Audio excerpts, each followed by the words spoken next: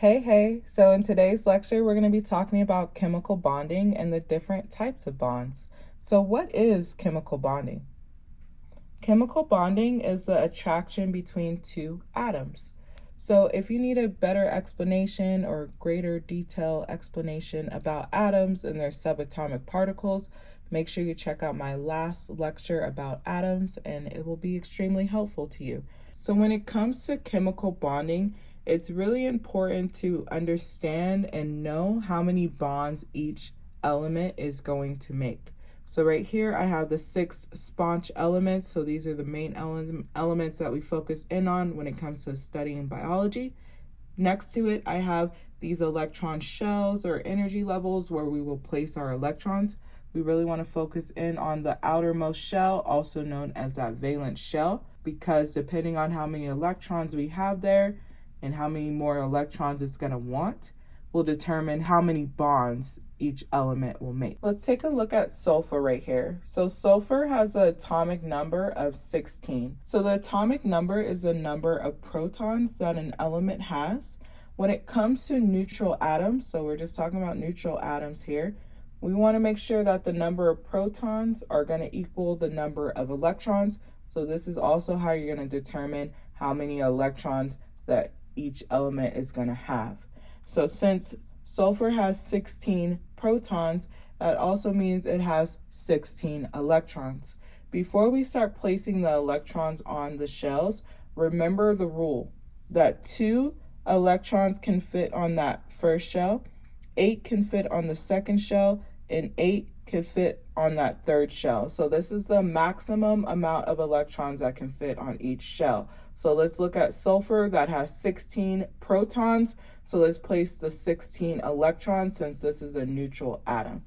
So we have the first 2 on that first shell, 1, 2. We're going to place 8 on the second shell. So 1, 2, 3, 4, 5, 6, 7, 8. So now we have a total of 10 electrons. So we need to place 6 more on that outermost shell. So 1, 2, 3, 4, 5, 6. So we have a total of 1, 2, 3, 4, 5, 6, 7, 8, 9, 10, 11, 12, 13, 14, 15, 16. So we have a total of 16 electrons. So since we know that the third shell can fit up to 8 total electrons, how many more bonds would sulfur want to make in order to be happy? It will want to make 2 more bonds. So sulfur can make 2 more bonds. Before I move on into the next element, let me make sure you understand why it would want to make those 2 extra bonds. So if we were to look at the periodic table, if you look at the elements that are in the far right corner, these are known as your noble gases. And what that means is their outermost shell is full. So that means they're happy, they're content. And every element on the periodic table wants to be a noble gas with a full, complete shell.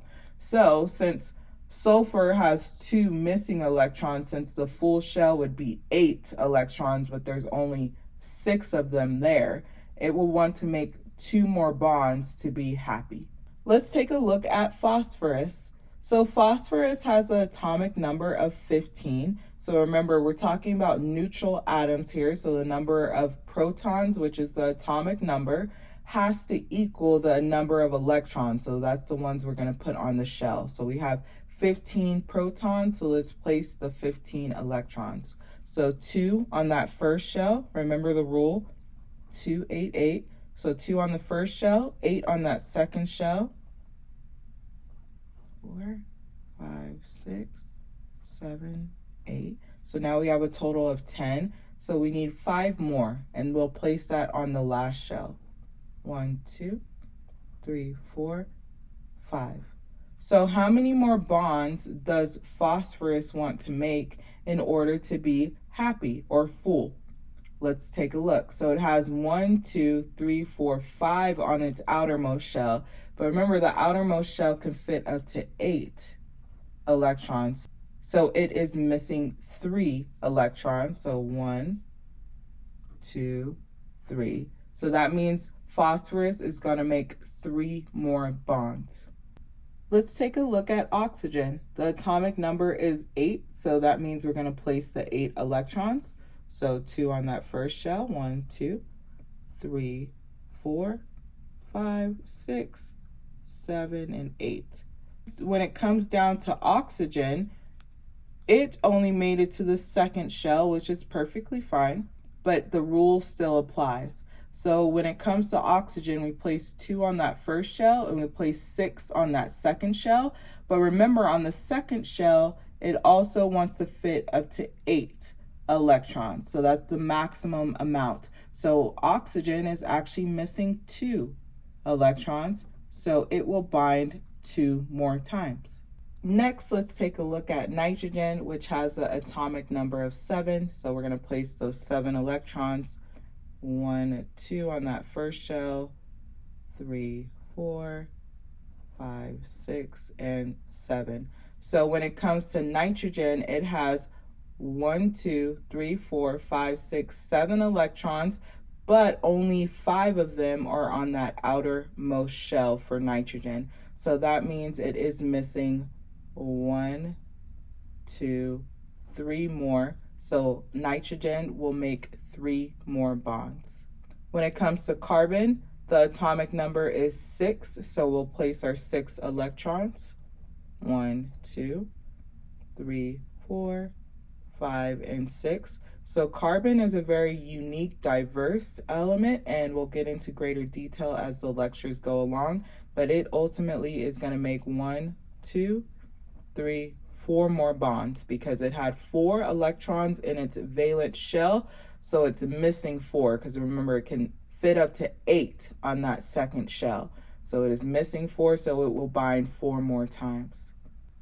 Lastly, let's look at hydrogen. So the atomic number is 1, so we'll place a 1 electron to represent the one electron with the 1 proton. So when it comes to hydrogen, it is missing 1 electron, so it will make 1 more bond. Now that we know how many bonds each element is going to make, let's take a look at the different types of bonds that we have. The first bond that we will talk about is a covalent bond, and this is the sharing of a pair of valence electrons by 2 atoms. So remember, those valence electrons are those electrons that were on the outermost shell. So it's going to be the sharing of those electrons between 2 atoms or 2 elements. So let's take a look at some examples. Let's look at water. So we have 2 atoms here, or elements. We have hydrogens and oxygens covalently bonded together. So remember, oxygen can make 2 bonds. So it has 1, 2 bonds.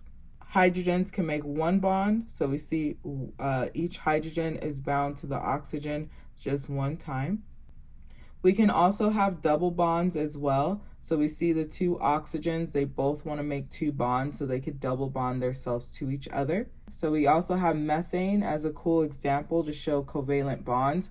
We have the black carbon in the middle, and remember, carbon makes 4 bonds. So then we have 4 hydrogens that are singly bonded to the carbon because the hydrogens can only make 1 bond. So far, so good.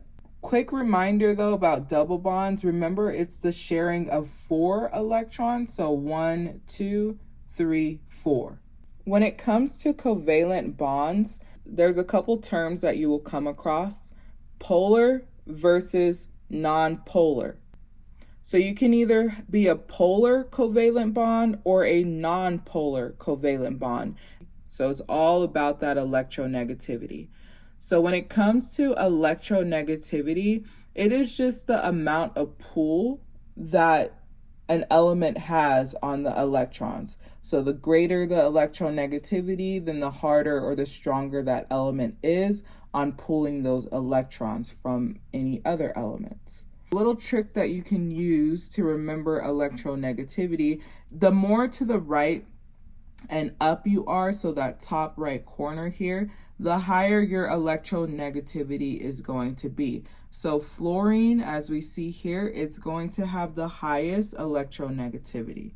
When it comes to being polar versus non-polar covalent bonds, either you're equally sharing, so your electronegativities are about the same, or you're not sharing at all, where either one element is extremely high in its electronegativity, so it's stronger, so it can hold on to those electrons better. Or we're going to talk about another way of being nonpolar, which comes down to symmetry, and we will talk about that in just a second. Before we go into some examples of polar versus nonpolar covalent bonds, another key little trick other than being in the top right corner is more electronegative. Usually anything that's bound to hydrogen, there's going to be polarity there. There's one exclusion to this, is when you have carbon that's bound to hydrogens, then we are going to be canceling out polarity. But usually any of these elements that we are bonding to hydrogen, there's going to be polarity there. Because remember, if you're more over here, you're stronger. If you're over here, you're weaker. Exception to that is carbon bound to hydrogens. So let's take a look at this water molecule here. We have the oxygen that's bound to the hydrogens. Oxygen's over here on the periodic table is actually extremely electronegative. So the oxygen bound to the hydrogens in the water molecules. The water molecules are known as polar covalent bonds. So that bond going on right there is a polar covalent bond. Let's take a look at methane. So we have the carbon that's single bonded to 4 hydrogens. So we have carbon over here and we have the hydrogen over there. Because the hydrogens are equally pulling the carbon on all sides, we have symmetry. And symmetry cancels out any polarity. So normally or usually there would be some polarity, because if you're over here versus being bonded to something over here, there's usually going to be some polarity going on. But since the carbon is being equally pulled on all sides, that symmetry is going to cancel out that polarity. When you see sulfurs bound to hydrogens or fluorines bound to hydrogens, oxygen bound to hydrogens, we're going to have some type of polarity there, and it's usually going to be some type of polar covalent bond. The next type of bond that we'll go over is ionic bonds. And ionic bonds is just the attraction between positively charged elements and negatively charged elements. A good example is sodium and chlorine. So sodium is all the way over here on the periodic table. It has a plus charge. Chlorine is over here on the periodic table. It has a negative charge. So when we bind these two together, we then get sodium chloride, which is a type of salt. So when it comes to the ionic bonds, they are going to be creating our salts. They are not sharing their electrons. So that negative element most likely stole or took that electron from the positively charged element. Well, easy way to remember these, like just as like a quick little reference, is usually if you are on the left-hand side of the periodic table, you are more likely to give away your electron, because in your outermost shell, you might only have 1 or 2 electrons there, so you'll just give them away.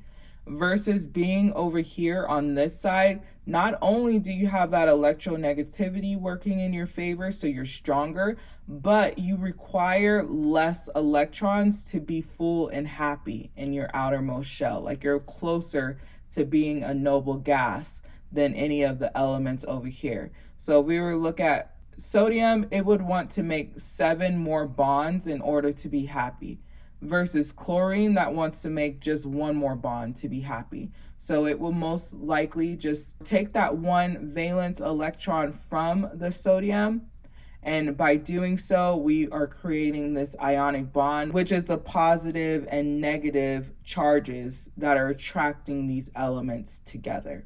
Another type of bond that we have is known as hydrogen bonds. And hydrogen bonds are polar covalent bonds. It's going to involve a hydrogen being attracted to the opposite charge. So hydrogens usually have a partial positive charge. So when they get close to elements that have that partial negative charge, they will bind to it. good example of hydrogen bonds is between water molecules. We have the oxygen bound to the hydrogens. So we have two of these molecules. So this hydrogen right here that will have a partial positive charge because that oxygen is going to be holding onto the electron more. So that partial positive charge of that hydrogen is attracted to that partial negative charge of the oxygen on the other water molecule. When it comes to the water molecules, remember that the bond between the oxygen and the hydrogen on the same molecule is a polar covalent bond, while the hydrogen from one water molecule bound to the other water molecule on that oxygen, this will give us our hydrogen bond. So polar covalent bond, hydrogen bond. The last bond that we will talk about today in this lecture will be van der Waals. And when it comes to van der Waals, these are very weak attractions between molecules. A good example of organism that uses these very weak attractions would be a gecko. So the gecko on the bottom of its feet trying to walk on glass or up a wall or really slick surfaces, it will use these van der Waal attractions to allow it to climb and move around. Very, very cool. In this lecture, we've been talking about making bonds between different elements. We also break bonds between elements as well. So when we are making and breaking bonds, this is known as a chemical reaction. In the next lecture, we will get into functional groups. I'll see you there. Happy studying.